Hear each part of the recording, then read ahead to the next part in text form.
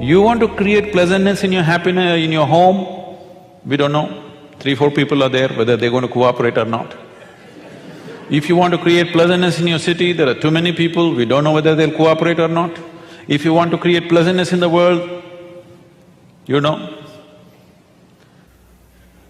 Nobody in this world happens 100% the way you want them.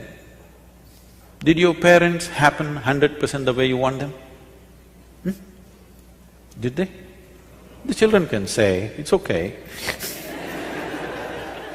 Did your friends happen 100% the way you want them? Did your spouse or partners happen 100% the way you want them? Not even your dog, these days they do their own things. Nobody happens 100% the way you want them, but that is not the problem. The problem is this one. This one is not happening the way you want him to be. That is the problem, isn't it? If this one happened 100% the way you want him, life around you, whichever way it happens, it's either a breeze or an adventure. Yes? It is either a gentle, the fragrance of the jasmine on a gentle breeze, or it's an adventure. There is no unpleasantness. Unpleasantness is happening from within you, never from outside of you. No, you don't know how unpleasant my boss is. No, he only causes at the most, if he's causing unpleasantness around you. He cannot cause unpleasantness within you, isn't it? This is your work.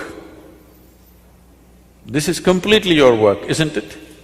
Why would anybody cause unpleasantness to himself? Simply because we have chosen to live unconsciously, just as a compulsive reaction to everything that's happening around us. For solutions, we are looking into books, we are looking into all kinds of things. We are always looking elsewhere, never inward. This happened. We are from Tennessee. In Tennessee, every family with some kind of tradition has their own leather-bound, large-sized Bible of their own. They're very proud of this. It's so large, you can barely open it, at least children cannot. One day a boy, 12 years of age, who was studying in a boarding school elsewhere, came home and he found this huge book sitting there and he opened it. A few pages he opened, a leaf which had been there in the book for a long time, it was dry, it flew out and fell down. Then he called out loudly, "Mama, come and see what I found." She said, "What is it that you have found?" "Mama, come and see, please come and see what I have found." She said, "Come, tell me, what have you found?" He said, "I think I found Adam's underwear."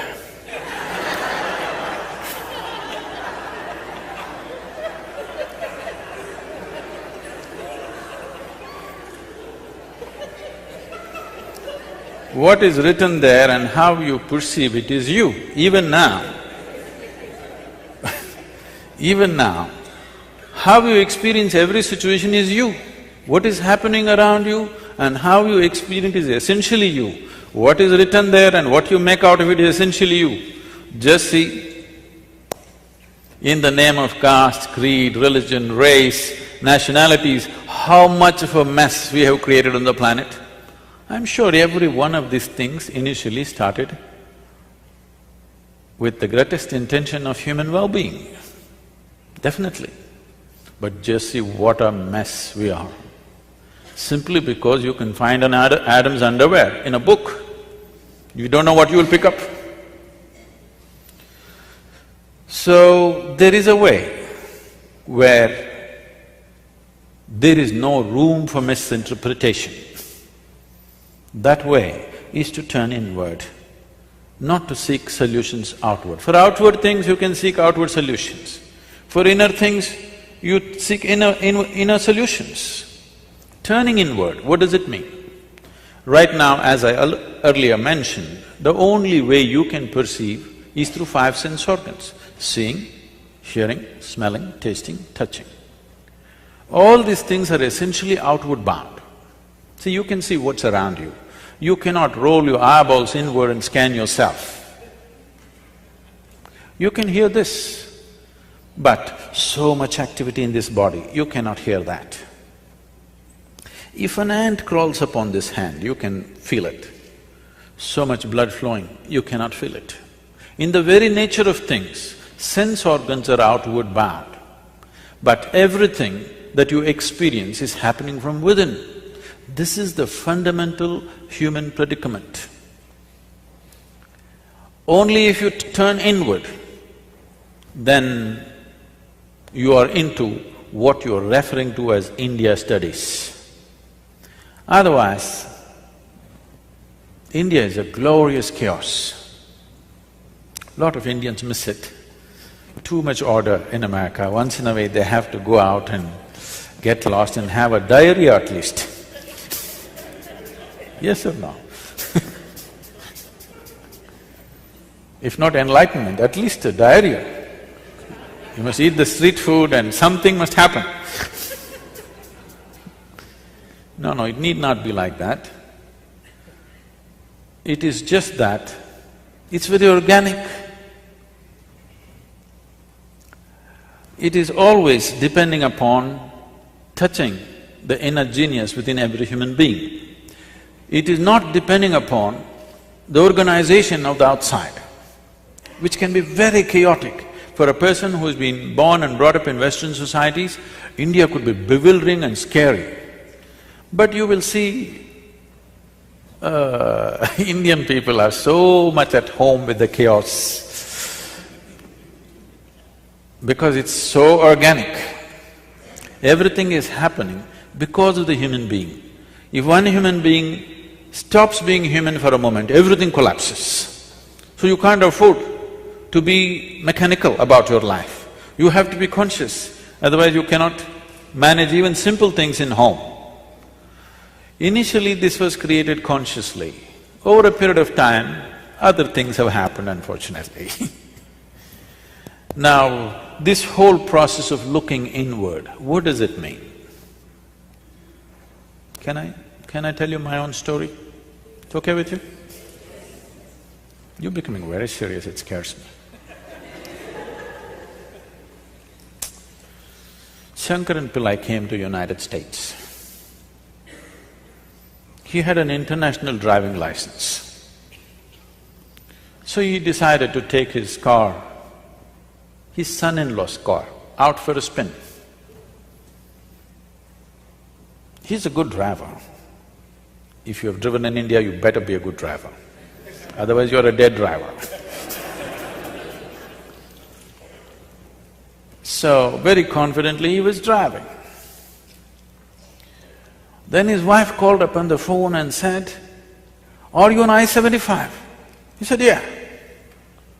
"Just watch out, the traffic news is saying there is a man driving at full speed in the opposite direction." He said, "What the hell, one man, hundreds of people are driving in the opposite direction."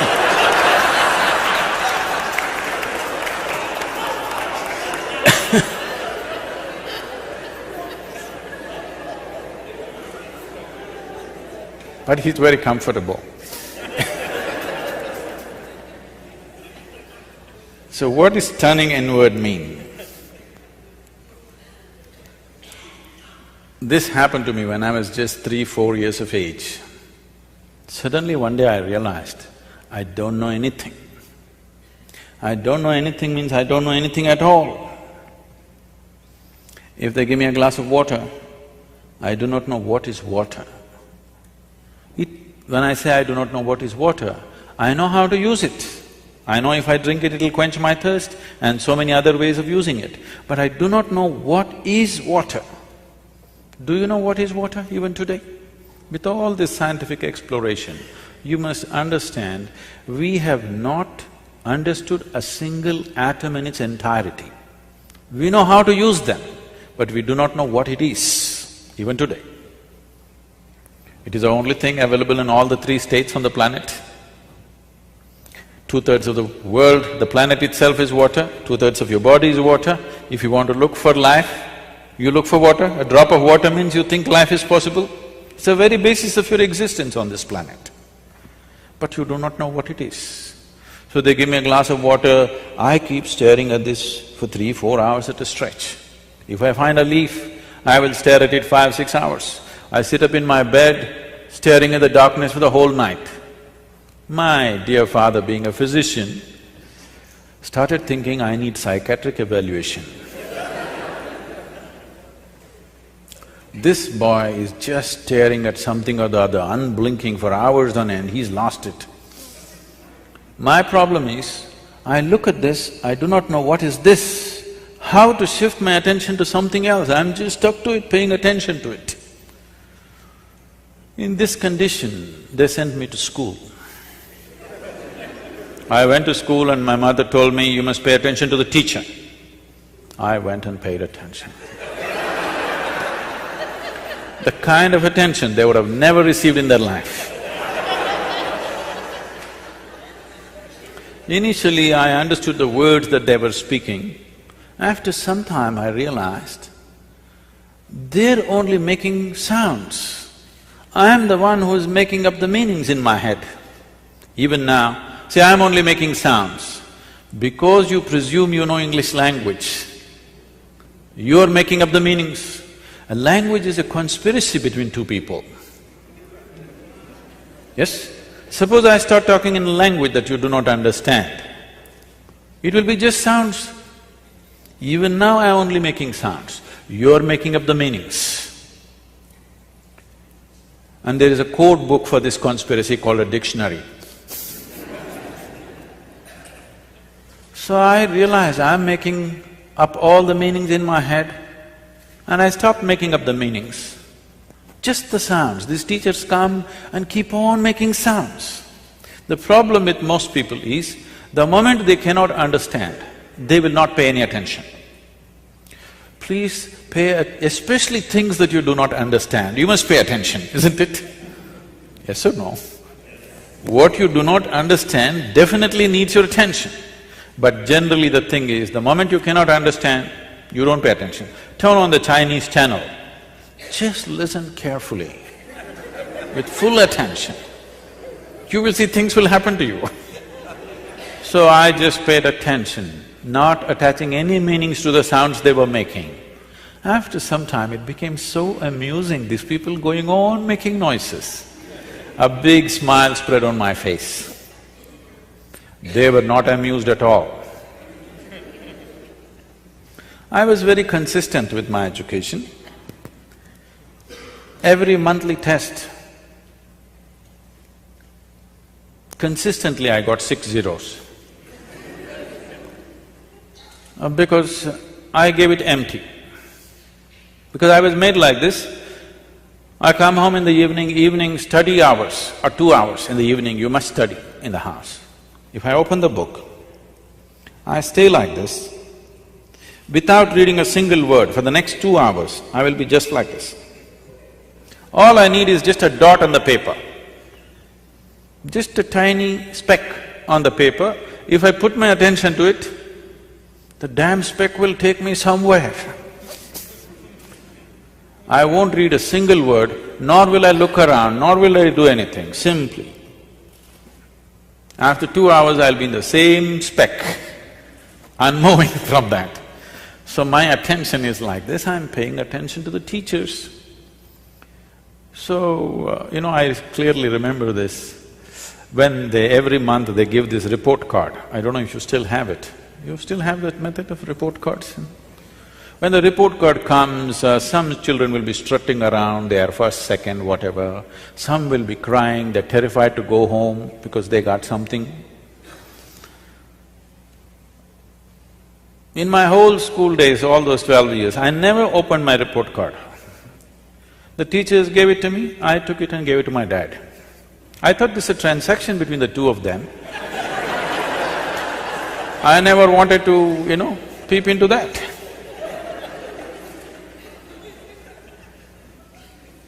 And I never was retained in any class, I always went on.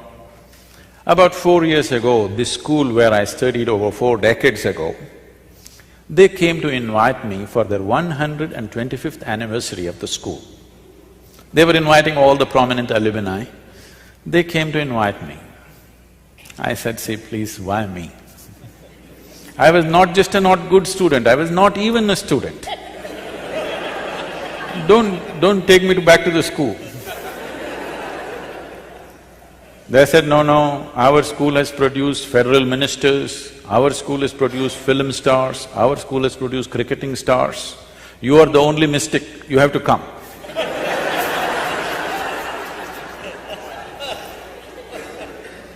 I said, okay. And I stood up to speak in this quadrangle, the same oppressive buildings.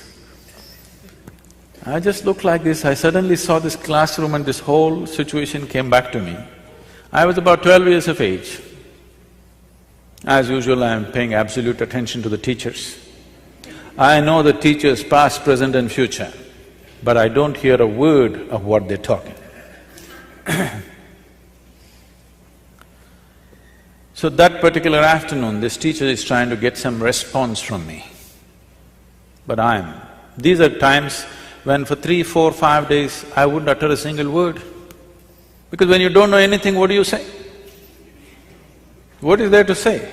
You know nothing. If you look at a leaf, you don't understand that in entirety. If you look at anything, you don't understand in its fullness. So, there's nothing to say. He tried 35, 40 minutes trying to get some response. Nothing came out of me, I was paying full attention to him. He came, held me by the shoulder, shook me violently and said, you must either be the divine or the devil. I think you are the later. Till now, till that moment, my problem was, what is this, what is that, what is that, what is that? But there was one clarity that this is me. Suddenly this man confused me about this also. I looked, well, am I devil, am I divine, what the hell am I? This was very clear that this was me, but this man brought this confusion about this also. I tried to stare at myself, it didn't work, so I closed my eyes and sat. Initially hours, then it went into days. Once I closed my eyes and sat, I thought, in my experience, I felt it's about 25–30 minutes. When I opened my eyes, a whole crowd of people around me, garlands around my neck, people are trying to pull my feet, you know, pulling legs is a part of Indian tradition. And somebody wants to know about his business, somebody wants to know when his daughters will get married. I said, how the hell did these people manifest here? Where did they come from? Big crowd. They said, you've been sitting here for 13 days. In my experience, I just sat there for 25–30 minutes. I closed my eyes and I opened my eyes, a big crowd. Why I'm telling you this is, life is in many more ways than the way you understand and experience life through the 5 senses. The 5 sense organs are enough for your survival. If you want to just survive, these 5 things are fine. But if you want to know life, these 5 sense organs are not good enough, because this gives you only a comparative perspective of everything. What you know by comparison, see, you know light only because you know darkness, isn't it? The nature of sense organs is such, if you see this part of my hand, you cannot see the other part of my hand. Even if you take a grain of sand, if you see one part, you can't see the other part. If you're experiencing light, you cannot experience the darkness. This is the nature of sense organs, and everything is in comparison. For example, let's say you're 6 feet tall. Now, you stand like a tall man, you walk like a tall man, you think like a tall man, you feel like a tall man, and you are a tall man. Suppose you went to another society where everybody is 8 feet tall. Now, you stand like a short man, walk like a short man, think like a short man, feel like a short man, and you are a short man. So what you know in comparison is only useful for survival in a particular situation. It is not a way of knowing life. There are other dimensions of perception which a human being has to activate. You need to understand what is needed for survival. Became active. The moment you came out of your mother's womb, all these things became active. You need to understand, they were not active when you were in your mother's womb. Otherwise you would know the whole human physiology. You didn't have to go to your medical school, you know. Your eyes were not open, your perception was not open.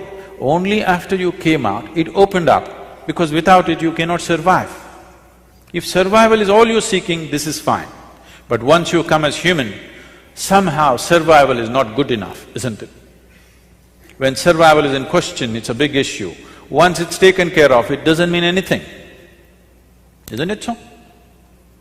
There is something within you, always longing for something more. Whoever you may be right now, whatever you may be right now, you want to be something more than who you are right now? Yes or no? If that something more happens, what? What? You want something more?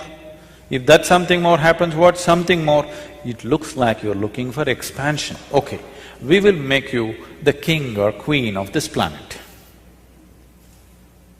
Now, don't look at me hopefully. You think I'll make such a blunder? Suppose you become the king or queen of this planet, will you be fulfilled, I'm asking you? You will look at the stars, isn't it?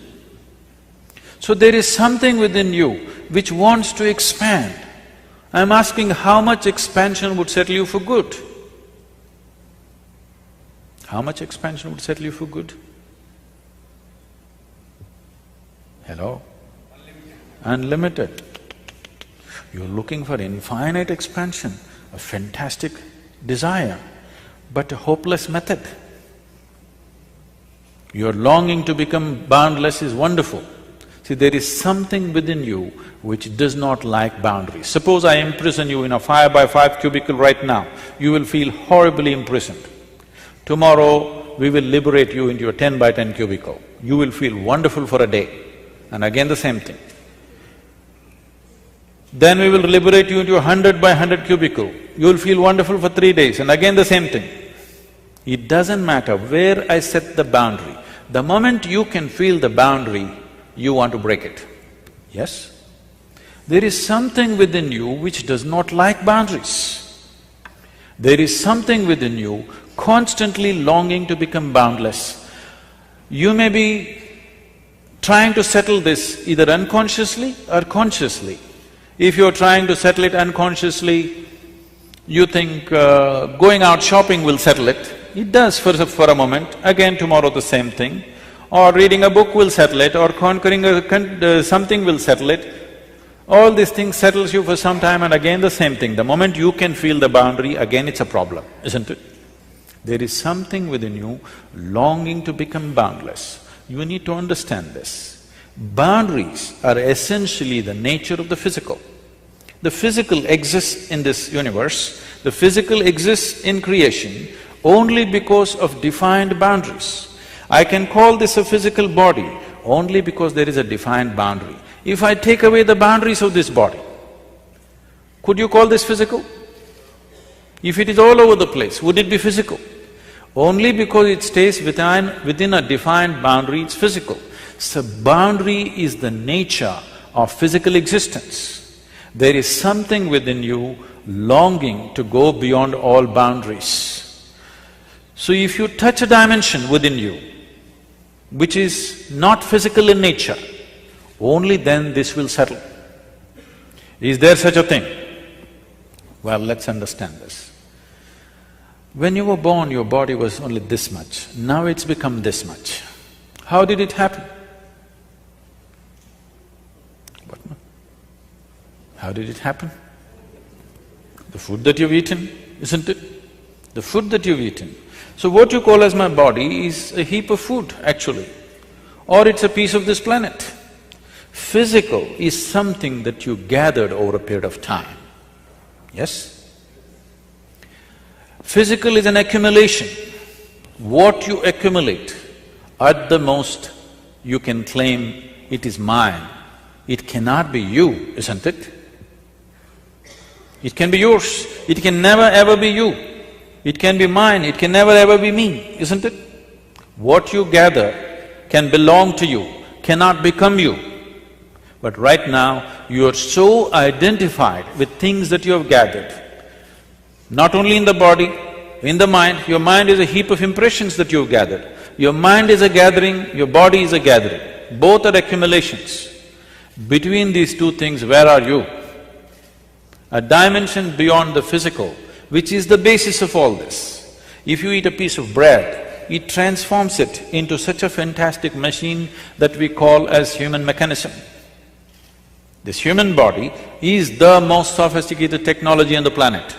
Do you agree with me? Yes. The iPhone users, I'm asking you.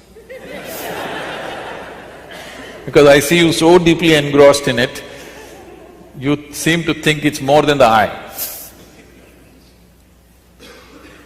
Now, this is the highest level of technology found on the planet. Everything else is a small imitation of this, isn't it? And with what are you manufacturing this? With a piece of bread, with a carrot, with an apple, with whatever you eat. Just about anything that you eat, even if you eat the so-called junk food, even that is becoming wonderful technology. So there is an intelligence here, there is a competence here, which is capable of transforming a piece of bread into such a highly sophisticated machine. If only if you had access to this intelligence consciously, you would live your life magically, not miserably for sure. So how often do you touch this? Every human being touches it at some moment in his life. If you can consciously touch it, definitely you would stay in touch with it, isn't it? If you accidentally touch it, then it happens accidentally. Most beautiful moments in people's lives, unfortunately, are generally accidental. People come and tell me, Sadhguru, I met such a wonderful person. I say, stop. Why are you not that wonderful person? Why is it that you're meeting such wonderful people? If you are feeling absolutely wonderful, anything that you look at looks wonderful, isn't it? Yes or no? Have you noticed this? When you're happy, you appreciate everything. When you're miserable, everything is… the whole creation is a rubbish. Yes or no? So this possibility is not in the Himalayan cave. This possibility is not geographically located in India. This possibility is here with every one of us. Whether we turn inward or we squander our life outward, that's all the choice you have. Because the experience of life, the quality of your life is right now determined not by what kind of clothes you wear, what kind of car you parked outside, what kind of home you live in. This moment, what is the nature of your experience? Is it immensely pleasant or unpleasant or seesawing between the two? That determines the quality of your life.